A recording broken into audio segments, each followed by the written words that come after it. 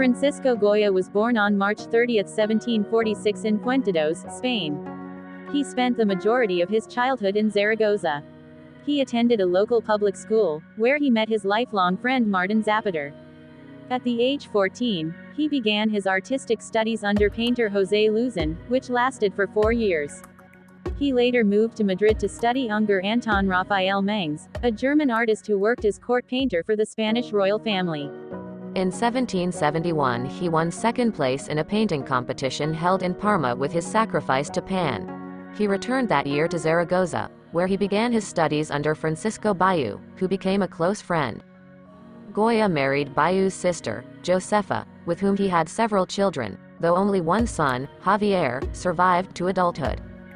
Around 1774, Goya was commissioned to produce a series of cartoons for the Royal Tapestry Factory at Santa Barbara. These paintings depict scenes from contemporary Spanish life in a lighthearted and light-tone Rococo manner.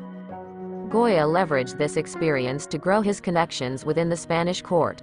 At the same time, he also began to work on a set of etchings after paintings by Velázquez in the royal collection. Goya began his career as court painter in 1786, under Charles III. Later, he established himself as a favorite of Charles IV, becoming first court painter to the king in 1779, the highest position for an artist in the royal household. He would serve in this capacity until the Napoleonic invasion of 1808, though he continued to gain commissions from the new regime after pledging his allegiance to the Bonapartists.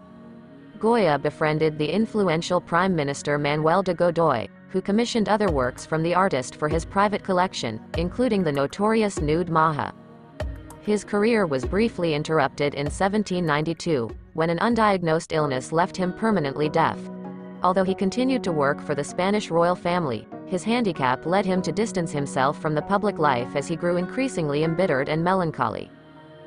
It was around this time that he began working on Los Caprichos, a series of 80 etchings with aquatint that was published in 1799. The prints present an indictment of many aspects of contemporary Spain. Napoleon's invasion of Spain in 1808 and the subsequent Peninsular War gave Goya ample opportunity to observe and critique society. The war inspired his paintings the 2nd of May 1808 and the 3rd of May 1808, as well as his portfolio of etchings titled The Disaster of War. Following the restoration of the Bourbon monarchy in 1814, he withdrew completely from public life. Little is known about his later years. He moved to a farmhouse on the outskirts of Madrid, La Quinta del Sordo, where by 1821 he completed 14 so-called black paintings, which were painted directly into the house's plaster wall. Goya moved to Bordeaux in 1824 to escape the oppressive and autocratic regime of Ferdinand VII. He spent the rest of his life in exile in France with his maid and companion, Leocadia Weiss, and her daughter until his death in 1828. Goya's oeuvre represents a unique marriage of tradition and modernity. As an old master, he honored the works of his predecessors like Velázquez and Rembrandt, working in a traditional manner as seen in his many court portraits. Goya's use of broad, visible brushstrokes paved the way for Impressionism's spontaneous style. His politically engaged, highly subjective, and imaginative art presented a significant step toward modernism.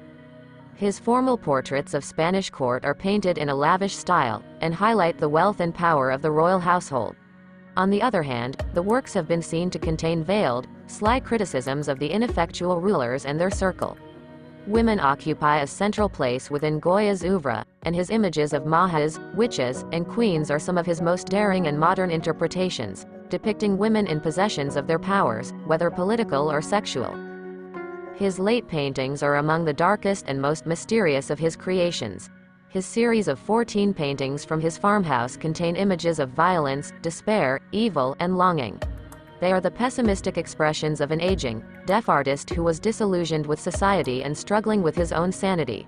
This exploration of the dark forces at work in his subconscious foreshadows the art of expressionists and surrealism in the 20th century.